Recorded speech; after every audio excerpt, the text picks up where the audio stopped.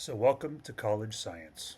You've arrived here with a functioning brain, I assume, a reasonably impressive collection of high school accomplishments, and in many cases, absolutely no idea how to actually learn. And that's okay, because college science is not high school science with more homework. It's a different animal entirely. The good news is that nobody expects you to walk in knowing how to do it. Now, the bad news, you actually have to learn how to do it. And that's what we're going to talk about today. Not how to get an A by memorizing 400 PowerPoint slides the night before the exam, not how to become really good at making color coded flashcards, and definitely not how to spend 6 hours studying while periodically checking Instagram, reorganizing your notes, and somehow ending up watching some YouTube video about a guy restoring a toaster from 1947. We're going to talk about how to become a better student of science. You do that, ultimately, you learn to become a better scientist. Hopefully, that's your goal. There's a reason I want to start this way. College is going to require you to take much more responsibility for your own education than you're probably used to. Nobody's going to chase you down and ask if you did your homework. Nobody's going to call your parents because you missed an assignment. No one's going to make you go to office hours. These are going to have to be your decisions. You are the one making them. And for some of you, you're going to discover that that's considerably more difficult than the actual biology itself. Which brings us to the first major issue. Look at these two. Perhaps some of these quotes are familiar to you. Maybe you said them to yourself. Maybe you said them out loud. Take a second and figure out which category you would put yourself into. Well, this slide introduced you to something called the growth mindset, as opposed to a fixed mindset. The statistics here probably come from some Department of Education somewhere. It doesn't matter at all. The basic idea is pretty simple. Your ability to learn is not fixed. You aren't born with some finite quantity of smart. You get better. You get better with time. And that matters because science is going to present you with things that you don't understand. It will, period. And sometimes things that you don't understand like at all. And you're going to have a choice to make. You can interpret that difficulty as evidence that you're not quote unquote good at science, or you can interpret it as evidence that you've encountered something you haven't learned yet. Those are two very different ways of looking at exactly the same experience, and they're going to influence how you look at the world in general. Now, here's the really cool part. Learning is an actual thing. It's not some motivational poster nonsense or something you read on a Hallmark card. Learning actually changes your brain. This slide here references something called long-term potentiation, which occurs at the synapse. The idea is simple. The basic concept is that there's connections between neurons, the synapse, the neurotransmitters, and the receptors that detect those neurotransmitters, and they're all involved in learning. And they can become more efficient with experience. They become better, more connected. In other words, your brain is adapting to what it is you're asking it to do. Think about it like going to the gym. You don't walk into the gym on Monday for the first time in your life and immediately start deadlifting 300 pounds just because you saw somebody else do it. Unfortunately, your brain does not offer that particular feature either. You have to train it over time. The more appropriately you practice something, the better you become at doing it. And here's the important part. Your brain gets better at what you practice. If you practice solving problems, making connections, explaining mechanisms, you get better at those things. Simple.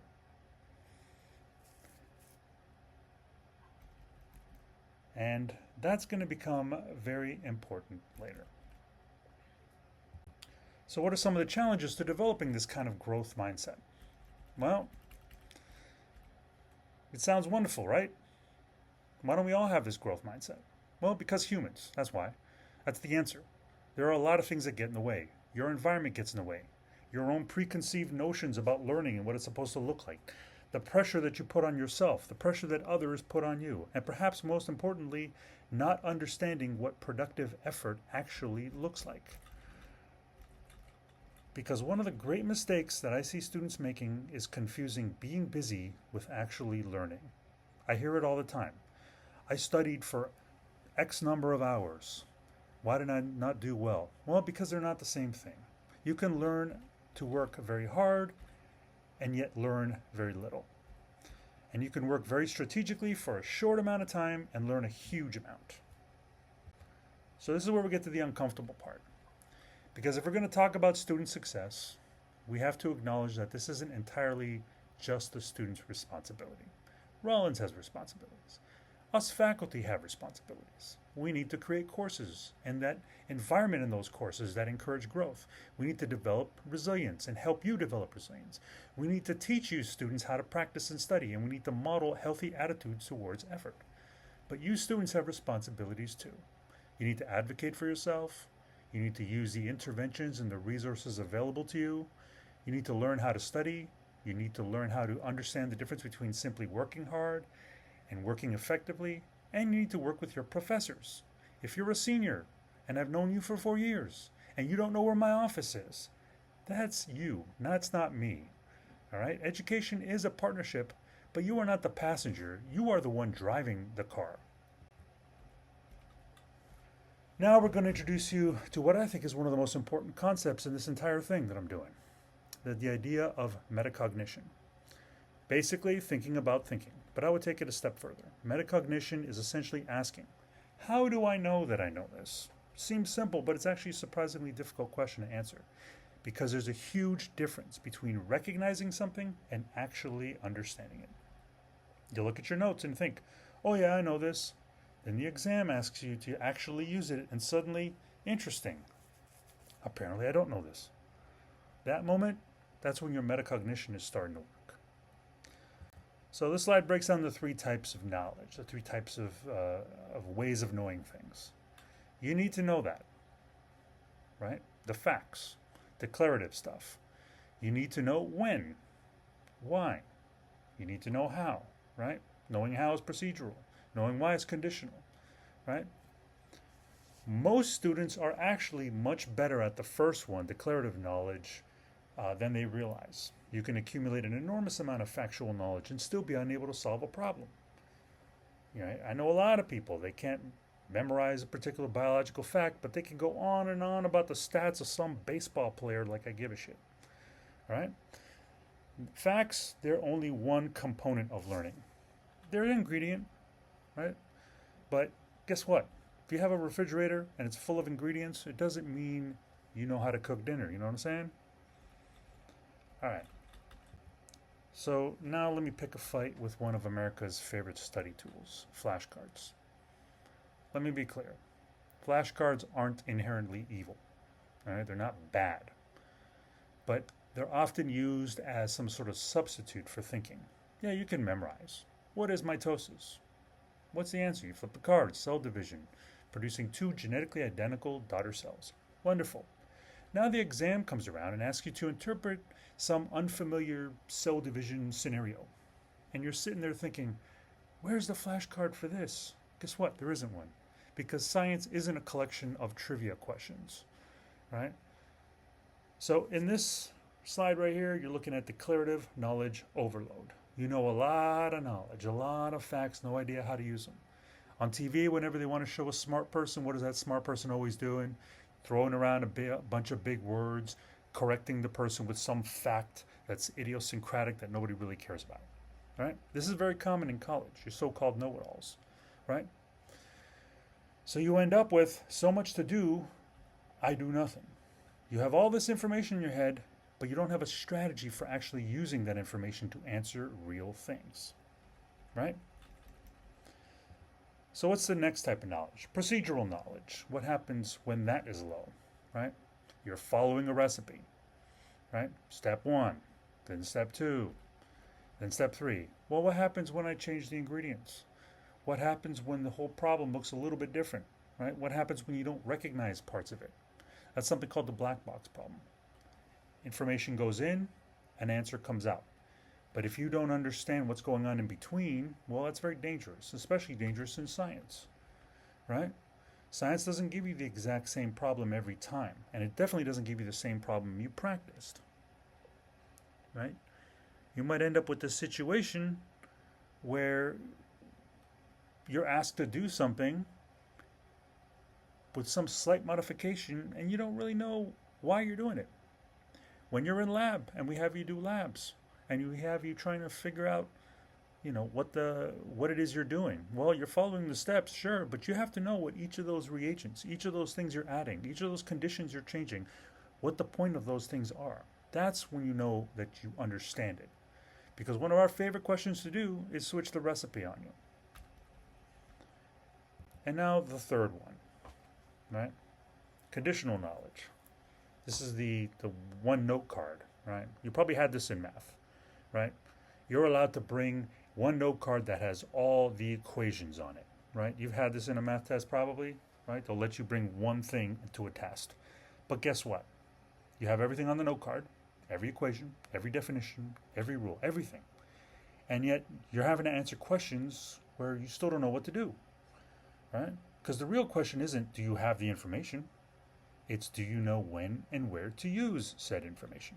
That's conditional knowledge, knowing the conditions under which you use different things, right? This is the major difference between memorization and expertise. So imagine for a moment that you've memorized everything. You've got flashcards, you got notes, you got some beautiful study guide, whatever. You've highlighted the things, multiple colors, great. You're ready, right? Well, not necessarily, right? You may have mastered the remember part. Well, you've got to work your way up what's known as the metacognition pyramid, right? You remember it. Do you understand it? Do you understand what those things that you remembered are? Are you able to apply them? Follow rules to apply them to new concepts, new ideas. If you're given information, can you break down that information to figure out what the pattern is, what the important component is? And then based on that, are you able to evaluate it, make a judgment? Do you understand the idea to the point where you can possibly create a new idea, right? Can you take what you've learned and create something new? Maybe something brand new. That's what scientists do, right? Building on the shoulders of giants. You might have heard that before, right? So you've mastered this, great. Are you ready? Yeah, maybe. But there's some other things that are also a problem. This is something known as the Dunning-Kruger effect. I like this effect because I see it all the time. So it's something that I feel really reflects reality, and I like it when things reflect reality. Basically, what the Dunning-Kruger effect describes is the problem of being unskilled, but you're completely unaware of it, right? You don't know enough to realize how much you don't know. And this happens to everyone, and it's normal, and it's part of learning. And if you're experiencing that right now, that's fine. You'll get over it. Long story short, you learn a little bit of information, and you feel like you understand it. And your confidence goes up to the top. And now you are standing on something that I like to call Mount Stupid. You're saying, I got this. I've summited this mountain. I understand this 100%. Let's move on, right? Meanwhile, there's an exam, and information gets given to you that you have to start looking at. You're like, okay, I got this. Wait a minute. No, it's a little bit difficult. Wait a minute. Oh, shit. What am I doing here? I don't understand. All right? Now you've entered the valley of despair. You start to worry. Your confidence has now gone down, right? You realize that you were on Mount Stupid. It never occurred to you that maybe you don't understand it as well as you think. Well, if you wait it out, you keep working, keep learning, keep using your resources, you can get to the point where you can surmount the task, basically, and be able to answer the question. And you'll start to see it as easy. It's a normal thing, right? So why do people get stuck on Mount Stupid? There's a lot of reasons. As humans, we just like being correct. It feels better than the other way around, right? We like to be comfortable, right? We might not have encountered this sort of challenge that we've never been able to overcome, right? So we might just have a history of batting it out of the park. Totally happens, right? We develop blind spots. We surround ourselves with information that confirms what we already believe. That's a big problem, right? And it's very dangerous in science because science requires you to actively look for evidence that your idea might be wrong. In fact, that's basically the job. You propose an explanation, then you try to destroy it, right? If it survives and that information seems intact after trying to destroy it, yourself and others, well, you might be onto something really, really interesting. Now, there is a flip side to the Dunning-Kruger effect, It's called imposter syndrome. You have a student that thinks they're amazing, and you have another student that's right by him or her saying, you know what, I don't belong here. And guess what? You're both probably wrong. That one student's not amazing, the other student does belong there.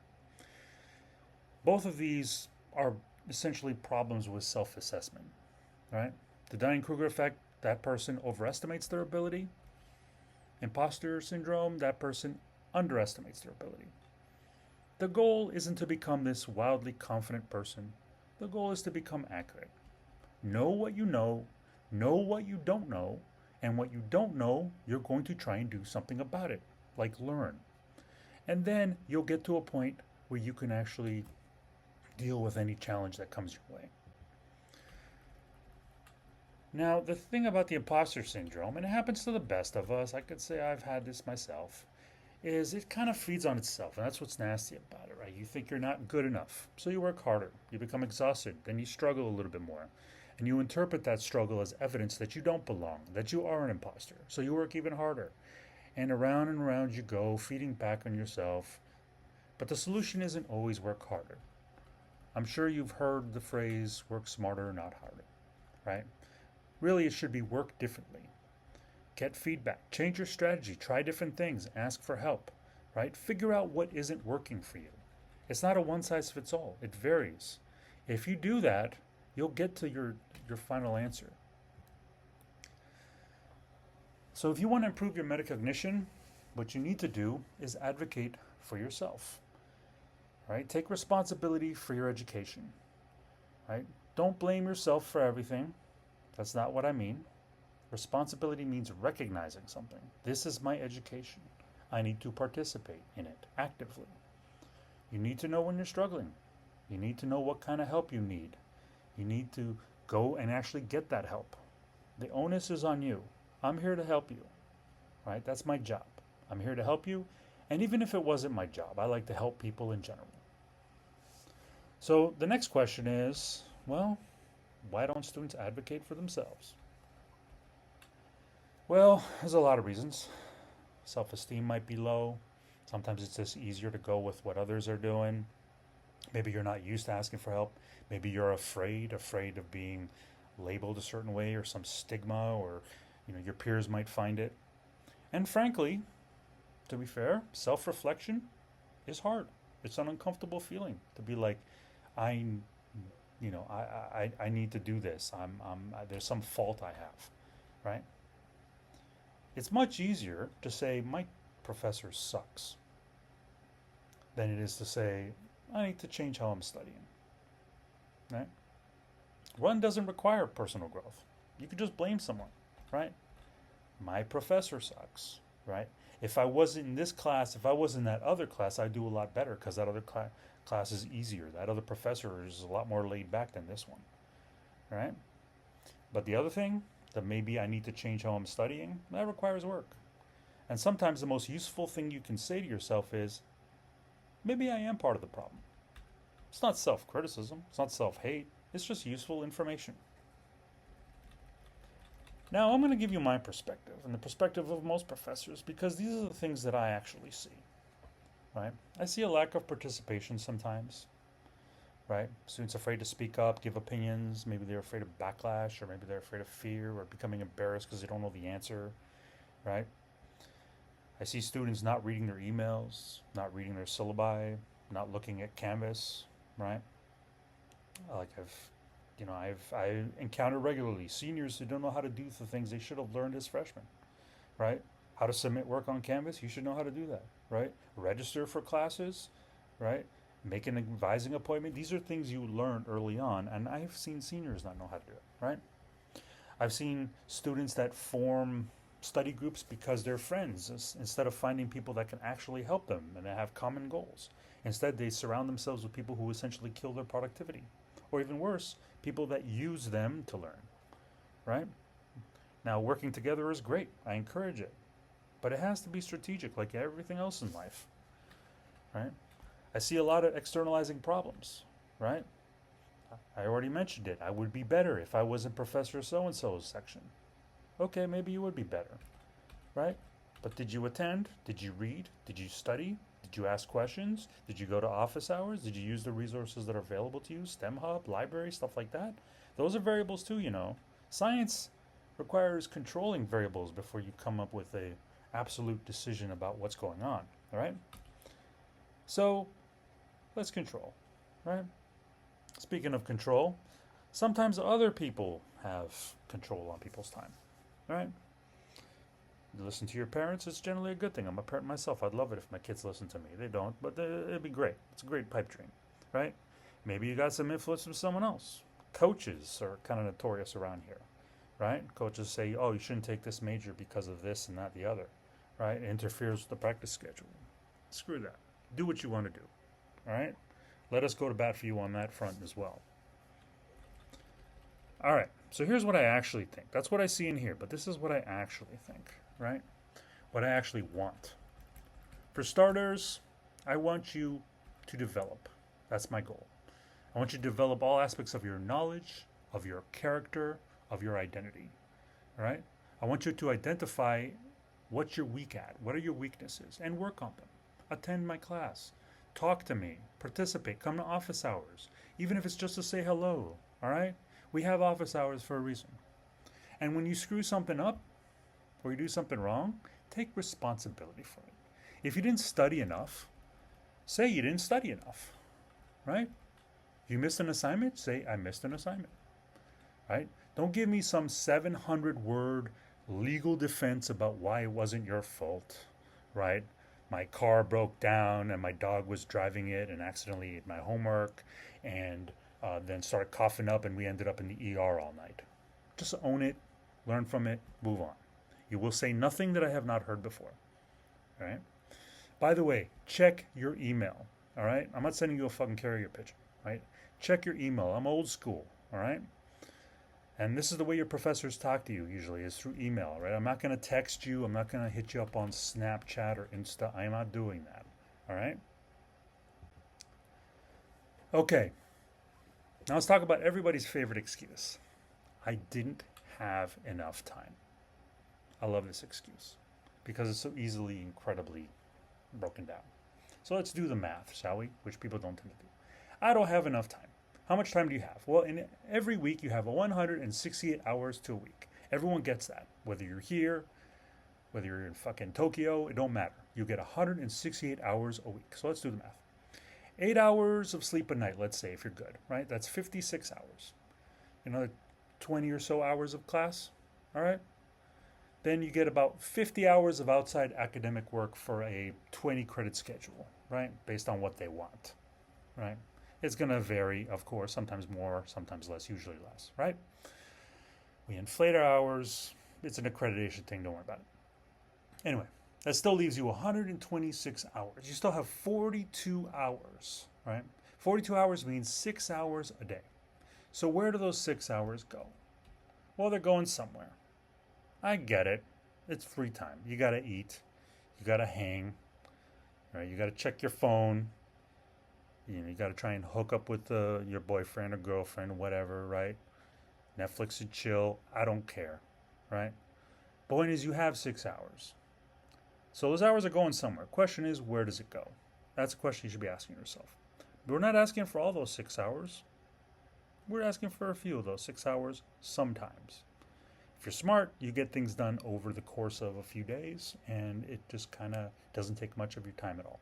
So ask yourself, where does the time go? Where does my time go? Okay, so this is where you need to start thinking honestly about your own week. Not the week you wish you had, right? Those 600-hour weeks. Yeah, you'd get a lot more done, but it's not realistic. So what's your actual week? Where are those 6 hours going? Well, time management isn't about finding another magical 12-hour delay, right? It's about figuring out where your existing time disappears. This is a schematic that shows interrupted work based on some office somewhere, right? 2 hours a day, lost to distractions. Just, ice cooler talk, talking about the game, talking about some rumor in the office, right? Now, when you become distracted, it takes about 11 minutes to get back on task, according to productivity research, right? And then the 25 minutes it takes after the distraction to return to the task. Okay? So when you get distracted, you spend 21 minutes or you spend 11 minutes and then another 25 minutes to get back to your task at the same level of productivity you had before you got distracted. Right? So there's people out there that are doing this kind of stuff, right? Figuring out how to make more productive workers, because of course they are. You know they do this, right? That's just how it works. Okay. Usually it isn't one big thing, right? We all know how procrastination works. That's the biggest thing that I have with students and their excuses. It always boils down to some big giant thing. Things come up, but that's not where the time goes. And I know, you know why? Believe it or not, don't tell anyone. Turns out, I did a DNA test. I'm like 80% human. 80%, right? The rest is reptile. Don't worry about it. But I'm 80% human. What does that mean? That means I make a lot of the same mistakes that you do, right? So, how do you procrastinate? Well, you have a false sense of security, i.e., you have a lot of time. Let me do something. Then there's the laziness part. Yeah, I'm going to do it. I could do it. I can get a head start on it. Nah, I'm just going to chill. There's more interesting things to do. Then you start coming up with excuses, right? I had to go here. I had to go there. This shows something about a cat, right? Then you start getting into the denial. Okay, I don't need to sleep. I'm just going to get this done. I'll just do some coffee and worry on it, right? Then you realize the assignment is too big. You realize the assignment is too big, and now you're starting to panic and you're entering into crisis mode, and then this level repeats itself. The thing about procrastination is, from my perspective, I can usually tell. Right? It's never a giant thing. It's a lot of little things. 5 minutes here, 10 minutes there, 20 minutes. Phone call, conversation with someone. You know, you have a snack, then another snack, then another snack. I can't even do stuff at home because of that. Right? I watch a YouTube video. All of a sudden, you look and you're like, damn, 2 hours. Right? If you watch videos, you know how it is. You're scrolling on social media and an hour goes by. You're like, damn. And then on top of that, you didn't do anything, but you're exhausted somehow. What the hell's going on? You know what I'm talking about. I'm sure we've all been there. Now, some procrastination can be good. Right? I don't want to blanket the statement. It can actually be useful. Sometimes your brain needs a little time to process stuff. You benefit from just stepping away from the problem. You could work on something, take a break, come back to it, right? And then you could see the solution in a new light, so to speak. That's not a problem, right? Now, I'm not saying that, spending 4 hours on TikTok is a productive procrastination. That's not what I'm talking about, right? There's a difference between deliberately stepping away or simply avoiding the work entirely, all right? And I'm sure you can understand this. All right. So what are the biggest time wasters for you when you're studying, right? I'm sure there are a lot. Well, whenever I need to learn something, sometimes I do need to learn something. Sometimes I need to quote unquote study. Well, for me, my phone is a distraction. Other people around here is a distraction. Sometimes I spend some time trying to make my notes look as good as possible, right? I used to draw a lot, right? I used to make little drawings. I'd find myself wasting a lot of time doing that. Zoning out, thinking about stuff, right? Trying to multitask, doing multiple little tasks. Turns out I'm not doing any of them well, right? Or maybe just spending time on material that isn't relevant, right? Have you ever tried to study something or read something and you end up reading the same thing over and over again, and that thing is like the introduction to something that doesn't even matter, right? Maybe you spend time worrying about how the exam looks, what kind of questions do I ask, instead of actually trying to understand the material, right? Trying to get some kind of a handicap, trying to figure out what I'm going to do, right? What kind of questions I'm going to ask, right? What mood I'm in. Don't worry about that. The goal is not to spend more time studying. The goal is to spend better time studying, right? I'm sure you can come up with your own list, and you know what? You should, because then you can deal with those issues. First step is always to recognize them. All right. So here's a list of some things I've already mentioned, right? Obviously, these are things, right? So let's talk about some strategies now. We figured out what are the time wasters. We figured out studying is important. Let's talk about what do you do. Okay, so what are some practical strategies? Well, before the next class, come up with questions, right? What do you already know? What do you know well enough? What don't you know? What don't you understand? What seems completely weird to you, right? What is something that you can't even start to try and answer a question, right? Bring those questions to class. After the class, generate more questions. Are you still confused? What about? Right? An important thing to also do is to remember that when I teach a class, or anyone teaches a class, each lecture is not some isolated box of information. Those concepts that I teach in one class are supposed to link to some other concept. So don't stick your information into different categories, different silos. Don't silo it, all right? Biology doesn't have chapters, right? We invented chapters. It's some bullshit because we need to find a way to organize it, right? But your body didn't get that memo. Right? Everything's connected, right? The world is connected. So I want you to think about the connections between slides as opposed to what each slide is on its own, right? I recommend handwriting notes and writing questions instead of just typing everything personally.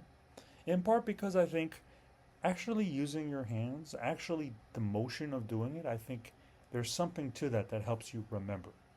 It helps you remember it because you created it yourself with your hands, right? Not just by hitting a key, right? Sometimes I'll see students and I'll be lecturing and they're just like typing like crazy. And they're typing like crazy, like they're fucking, like it's like they're the stenographer in some court case, right? Just like typing everything I say, right? Even though I got lectures up there.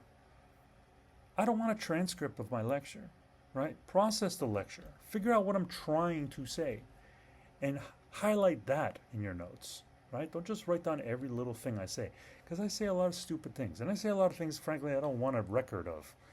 Just, a little bit of CYA there for me, cover your ass, you know what I'm saying? So don't do that. Think about what I'm saying and why I'm saying it.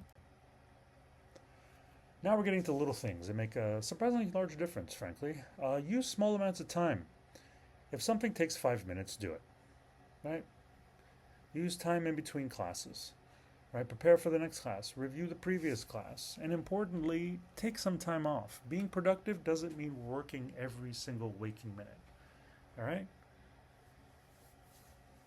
Now here's the thing. When you learn, when you study, don't say, I'm going to study for an hour. Say, I'm going to study until I learn this concept, right? Until I learn the signaling pathway from neurotransmitter in a vesicle all the way to the change in an enzyme in the next thing. I'm going to learn that pathway, whatever it is. I'm going to learn that. Once I learn that, I can take a break. Break it up like that, right? Don't just say I'm going to study an hour, because an hour doesn't mean anything in real life, right? What did you learn in an hour? Then you have to figure it out, right? Instead, make it intentional. I'm going to learn this concept. Once I learn this concept, take a little break, come back to something else. That's my recommendation. All right. Mark Warburg's a busy man. He even came up with a theory of educational productivity. There's a lot of different factors that influence learning. All right. There's like 28 categories in this thing. Don't worry about it. All right. Most of them are going to involve social, emotional influences. And it's important because learning isn't simply the number of hours you've studied equals your grade. I wish it was like that because it'd be so easy. Just clock in, study, and then I don't have to do any grading whatsoever. Your environment matters. Your motivations matter. Your relationships matter. Your habits matter. Your emotional state at the time matters. Your strategies for studying matter. So when you're struggling, don't automatically assume I just need to work harder. Maybe you do. I'm not going to lie. Maybe you do. Or maybe you just need to learn to work differently. All right? So I'm going to give you some tips. Tip number 1, be a strategic introvert. What do I mean by that? Well, basically, you don't have to dominate every conversation. You don't have to answer every question. Be engaged, be involved, listen, think, prepare, ask questions. When you have something useful to say it. Being quiet isn't the problem. Being invisible in your own education is a problem. All right? There's a lot of things going on in life. A lot of cool parties, a lot of cool events. Don't feel like you have to go to all of them. All right? So be strategic. Sometimes just study. Do your job. Tip number 2. This is some data. Right? And in this data, it shows that writing down stuff helps you remember it better over typing it. Right? Actually writing it out as opposed to a laptop. Right? Typing it in. The point isn't that pencils or pens have some magical education powers, right? The point is that when you write something with your hand, it forces you to make decisions, right? Because you're never going to write as fast as I talk. You won't. All right? So then you have to make a decision. What matters? What do I actually need to write down? What is the relationship between the ideas I'm trying to get across, right? If you're good at writing down every single word, at typing it, every single thing that I say, like I said before, you become really good at being a stenographer. Maybe that's what you should do. Okay, you produce a transcript, right? Nowadays you could just record me, right? You haven't learned anything. So write your notes when you can. Tip number 3, the process. Memorize it. Learn the process, not the answer. Learn the process. Memorize the process. Memorize the how do you get that question and why you get that question, right? This goes back to that whole I hate flashcards business. This is a decision tree. And based on this decision tree, you could pretty much figure out a good chunk of organic chemistry, which is what type of isomer does this produce, right? What type of chemical version does this produce? Well, if you understand the nature of how things are connected, you can use this to solve almost any question in that class, right? That's the thing you want to think about, right? You don't want to memorize. Oh, question 14, the answer was C. So what? You want to understand, when I see this thing, I'm going to follow the process and arrive at the answer. That's something you can translate. That's something you could transfer. And that's science. Because again, science is about learning new information at the end of the day. That's what scientists do. They're trying to figure out new information. So there's no transcript, right? There's no answer yet. You find the answer. Tip 4, be organized. I know, boring, but listen, boring things work. Being organized means you don't have to be like some freaking planner that has like a planning podcast, or like a freaking, I don't know, is on Instagram showing off how well they can plan. It means just having a system. All right? Be organized. Take the time to read the syllabus, or at least the important parts of the syllabus. There's a lot of bullshit on there, right? Get a planner. Keep track of your dates, right? When things are due, right? Have a place where you keep important academic things, right? Don't just scatter it all over the place. Be organized in your house, right? Where do you do your work? Keep your things there, right? Organize your computer, right? The desktop on the computer, if it's not organized, if it's a whole bunch of icons everywhere, you'll miss that one thing that you thought you had, right? You might end up with 5 versions of the same file, right? Phone, headphones, chargers, pen, paper, right? Don't spend 20 minutes every morning doing some fucking archaeological dig to find your homework. You know what I'm saying? That's what I'm trying to get at here. All right? Use the resources that are available to you. What I mean by resources, not oil resources like the picture. What sort of resources are available to you at Rollins? Think about it. There's a lot of them. Professors, office hours, STEM hub tutoring, advisors, Olin Library, right? There's a lot of academic support. There's opportunities to do research. Your classmates are a resource, right? The department of your major is a resource. Use these things, all right? You are surrounded by people, and a college is basically a building or a bunch of buildings with people and resources specifically designed to help you succeed. Period. Right? I've heard it before, though. Students will say stupid things like, oh, only dumb people go to tutoring. Really? That's the strategy? That's your strategy? You're going to pay thousands of dollars for an education and then refuse to use half of it because you don't want someone to think that you're dumb, which they won't, by the way. And if they're smart, they do some tutoring themselves. You know what I'm saying? It's not confidence, right? That's just stubbornness. That's stubbornness. It's very expensive. That's how I see it. Focus on the relationships of things. Y'all know what this is right here? This is the periodic table. You're like, what? That's not a table. That's some crazy squiggly thing. Yeah, it is a periodic table. The information of the periodic table is there. It's just organized in a slightly different way.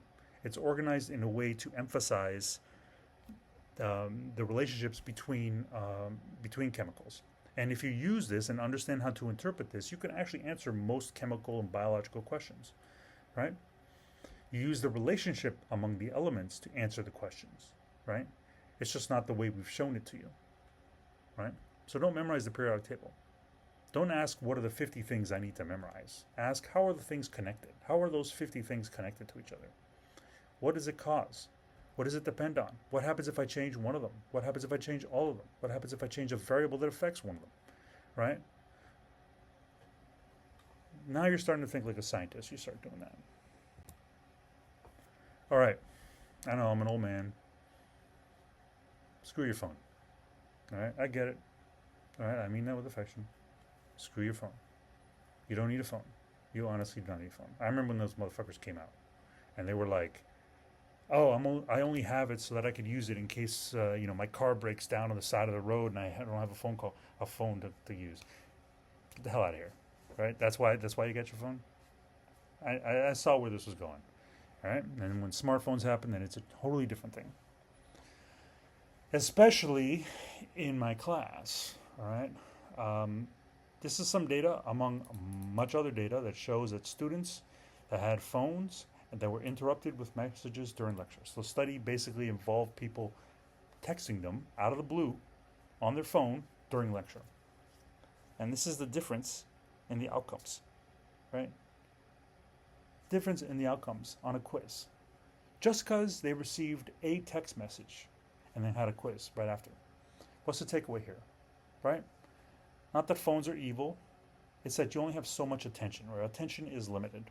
So every notification asks your brain to switch tasks, even temporarily, and that's enough to throw it off, right? So set some boundaries. Put your phone away. Turn it off, right? Put it somewhere where you can't just casually reach it and you won't see it every time it lights up. This might come as a shock to you, but guess what? The world's going to survive if you don't immediately respond to that text, to that group chat, right? Probably is going to survive, right? It's not the be all end all here. All right, the other one is get to know us, get to know our professors, right? It sounds strange, believe it or not, though. Like I told you, 80% genetics. I'm a person. Turns out I'm a real person, right? I'm apparently a kind of interesting person if you really take the time to get to know me, right? A lot of students get to know me right away. They want to know me. They want to work with me. They want to know how they can do the stuff that I do. And it's a great feeling. And I love to mentor. To be honest, I love to mentor. I love the informal mentoring. Then I get students that don't talk to me at all until they're a senior. And all of a sudden, in 2 weeks, they need a recommendation letter. What? Now all of a sudden you got an interest in who I am? Right? Come to the office. Say hi. Introduce yourself.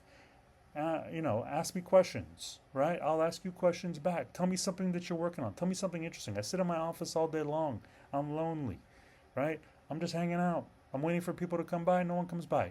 It's kind of terrible. And don't try to introduce yourself with the, hi, I'm in your so-and-so class, and then try to rescue some grade somewhere, all right? Come to my office when you're not trying to rescue your grade, all right? That's how relationships develop. And if we have a good relationship, guess what? You can get mentorship. You can get research opportunities, internships. I could recommend you to others, right? You can get opportunities you didn't even know existed, right? That's part of our job, is to get you integrated into the real world. I'm happy to do it. And I got a lot of insight, believe me, believe that. All right, number 9. Don't ask for feedback. I'd say it's a weird term. Feed forward. What does that mean? Don't wait until you screwed something up to ask, how do I fix this? Ask before the next attempt. What should I do differently? After an exam, don't ask me, why did I get this grade? The answer is probably because, right? I have students come, sometimes they're like, how come I got this grade and so-and-so got the other grade? I'm like, oh yeah, let me take both your papers. Oh yeah, look at that. I changed your grade. Then all of a sudden I'll be like, oh, wait a minute, but you got this wrong. Oh, and you got this wrong. And I shouldn't have given you a point for that. I've literally had students ask me and then they end up having to lower their grade. Right? Yeah, that's how I do. That's how I do.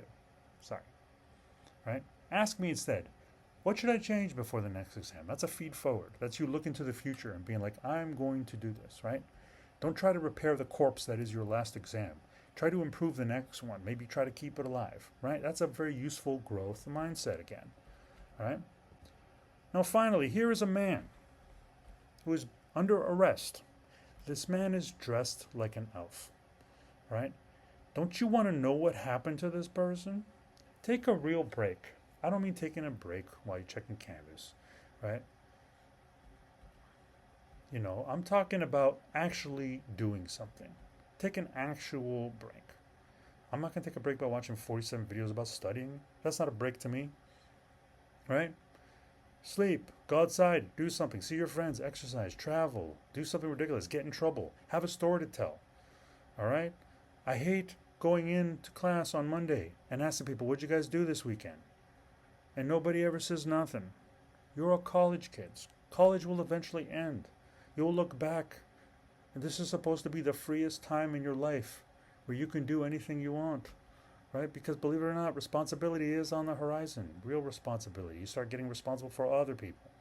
You don't want your entire undergraduate experience to be, I studied a lot and got some pretty good grades. Learn things, sure, but meet people, do research, ask questions, get uncomfortable, fail, try again.